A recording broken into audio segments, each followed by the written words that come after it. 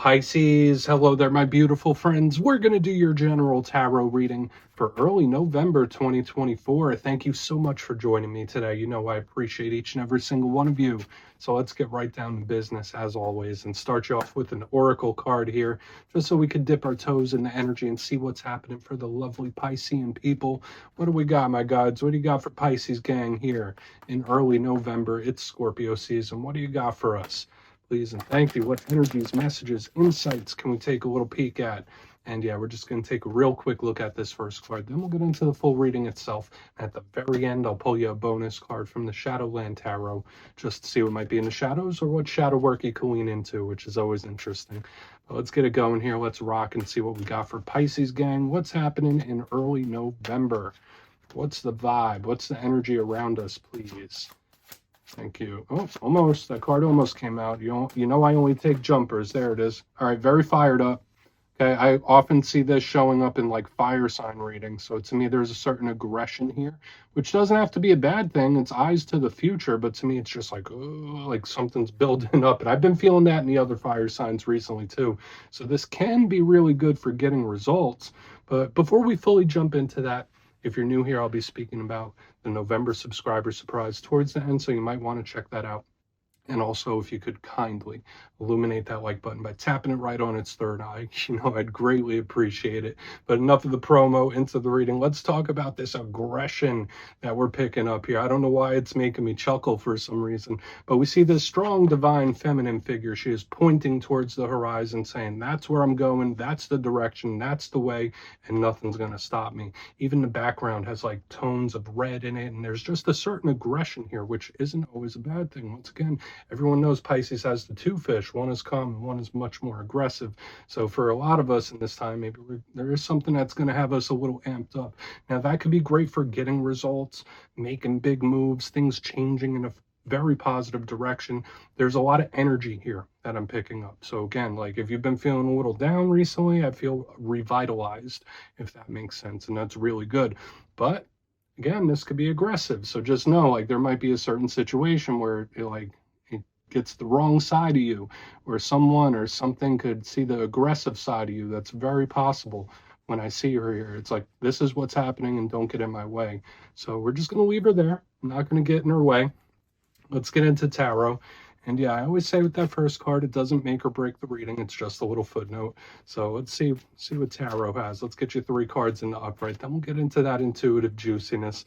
Shuffle it up one time here for the Piscean people. What do we got for Pisces gang and guides? And while we get this deck shuffled up and ready to go, let's talk about last week's reading. It was titled An Unexpected Shift. Okay, and by shift, I mean a change, a shift in circumstance, or a shift in the energy. And as a Pisces myself, I know we're very perceptive to energy. We normally feel when something's in the air. So there could be various things shifting around you with that type of vibe. But again, I was also feeling a certain magnetism as well. So we'll see if that shows up within this week's reading. So let's see. Let's see what shows up this week. As you know, energy is very fluid. It's never set in stone. So only take this how it hits for you, because we could be seeing your vibe or somebody else, right? Let's get 3 cards to start. What do we got for Pisces, please? What do we got in early November for Pisces gang? Thank you. Okay, so we're starting good. We got the 10 of Pentacles in position number 1. Not the fastest mover, but it's nice. It sure is abundant. So we're starting good. I'm going to try to not get too overly hyped up about that, because we have a lot of reading left. Let's get a couple more. What do we got for Pisces, please? Thank you. And there's that fired up energy. We got the Ace of Wands right here in the center. Beautiful. Okay, so far, I'm liking what we're seeing. Let's get one more. What do we have here for Pisces, please? Thank you. Strength. Cool. All right, lots of fire here. So that makes sense with what we saw in the very beginning. So all those things I was talking about, they still do apply. But to me, the way the energy flows feels good. Like just how it's feeling to my intuition already. It's like, okay, this is moving in the right direction. So let's go through. I'll give you some of the classical meanings and archetypes. Then we'll get into that juicy intuitive stuff. But at first glance, like I mentioned, we're starting here with some really strong earthy energy, and as water signs, we're pretty comfy, cozy with that. Then we have double down of the fire element. These are both elements, like when I see swords and cups, they represent the inner world. When I see pentacles and fire, that represents the outer world, the material world, the realm of action and things around us, which is peculiar for a Pisces reading. Normally we're inundated with tons of internal energy, but for some reason it's all projected outwards. So it's going to be interesting to see how this all plays. These cards do all lean positive for the most part, but I mean, we still have much more to go. Let's go through piece by piece and really start to build it out. So position number one, we're starting with the 10 of Pentacles. Beautiful. And if you look here, there's a happy family. They got pets. They got animals all around, just filled with pentacles. Tens usually represent the close of a chapter. This is a card of like happy endings. I think of this as a level up. It's a card of expansion. So we think wins. We think victories. It's really good. This is like end goal, what we're all shooting for in one situation or another. So when I see this, I think of a very positive, happy result. The challenge with it, though, is that it's not fast. It's not right this second. It might take a little bit of time. Now, when we get to the challenge of the 10 of Pentacles, yes, it could be extremely grounded. It's not a fast-moving energy, so sometimes it could represent delays. If we were to get the reverse version of it, it can represent shakeups and things that catch us off guard. So it's going to be important for us to really clarify this and see what's up. And again, it does represent family, living situations. So when I see the 10 of Pentacles, we could also be looking at a group of individuals. I guess it depends. Now, moving to the center, we have the Ace of Wands. This is a very attractive type of energy. Now, all aces represent offers, opportunities, new things that could be coming in. They could also represent communication and conversation. Notice it is ruled by the fire element. So this is like the universe giving a green light. It's like, okay, now's the time to move. Now's the time to take action, make moves. As I mentioned with that very first card with that lady in the armor, this is fired up, and that could be really good. Whether it is jumping on a new opportunity, whether it is making something happen, it's not sitting back and letting the world happen to you. It's you happening to the world, if that makes sense. I don't know why I worded it like that, but that's how it came out.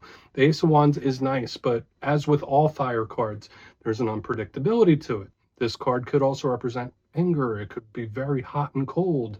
It could be, again, explosive, kind of like the vibe I was picking up in the very beginning. So we'll see how this plays out. A big challenge when it comes to every ace, aside from the offers, opportunities, or talks, they're not fully formed yet. It's not like the 10 of Pentacles where it's like fully fleshed out, fully formed. The Ace of Wands is an opportunity. It's limited time only. And if you don't pounce on it, it can wither away. And it is, like I said, a very attractive type of energy. So I'm picking it up again like what I was getting last week with the 10 of Pentacles, all the people. The Ace of Wands, an attractive energy. It's like very magnetic. So for a lot of Pisceans in this time, we're going to be out here like the Leos, just pulling energy in. Speaking of Leo, and it's interesting that I mentioned it like that, we have the Strength card, the Leo card, right here on the back end. So again, this magnetism seems to be a theme that's starting to emerge. Now, if you're not connected to the Leo, the Strength card doesn't speak about your physical strength or brawn. It speaks about your internal strength, your character, who you are as an individual. It can represent overcoming things, fighting one's demons with love as opposed to brute force. Taking, I don't want to say the easy way, but a softer touch in regards to figuring out issues and problems. There's a lot of love, care, and nurturing here. There's also spiritual protection. So when I see the Strength card, I like it. It feels good. There's like a lot of fortitude and staying power when this card is in the mix. So we will see. Now, when it comes to the challenge of the Strength card, it could represent temptation. If there is something you are trying to stay away from, or if there's something you're trying not to do, when I see the Strength card, it's like the universe testing you in one way or another. So again, yeah, there's a certain magnetism that's going on within the reading as well. I want to dive deeper in all of it, Pisces. Let's jump in and clarify. And yes, this is where I go intuitive with the message. And I just tell you how it feels to me. So feel free to do further research or rely on your base knowledge of tarot. Because as you know, every single reading is about the reader's interpretation. And I'm just giving you mine. Let's go in on that 10 of Pentacles. And yes, if you're a reader yourself, please feel free to play along. That's why the box is here. If you're feeling any messages you want to give to Pisces, you can drop it in the comments. I don't mind at all. Okay, 10 of Pentacles. Again, yeah, we have a card of ending, beginning. It's like a chapter shift for some Pisces out there. Let's go. Where's that 10 Pentacles here? I mean, you can't really draw it up much better than this. We have the Empress in the upright underneath the 10 of Pentacles, my friends. This is just one of the best alignments you could pull in a tarot reading. It's just overflowing blessings and abundance here, and I'm trying to keep myself within bounds and not go too over the top. But if you were to do some research, if you don't know what the cards mean and you looked up these cards, you would see why I'm getting so pumped up here. The Empress is Venus energy. It speaks about enjoyment, the finer things in life, abundance, fertility. It could also represent mother figures. So for some Pisces out there, when I see the 10 Pentacles with the Empress, it could represent a mother figure or motherhood for some of you in one form or another. But the main thing I'm feeling here is just my cup runneth over, the blessings and abundance. So this is a good thing. Now, I will also say this for a small portion of you. When this card shows up, the 10 of Pentacles, remember, it's like something coming to fruition.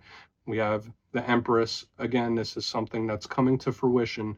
We need to see how a journey is going to go, because I do feel intuitively for some Pisces there is something or a situation where it has expanded to where it's going to expand to.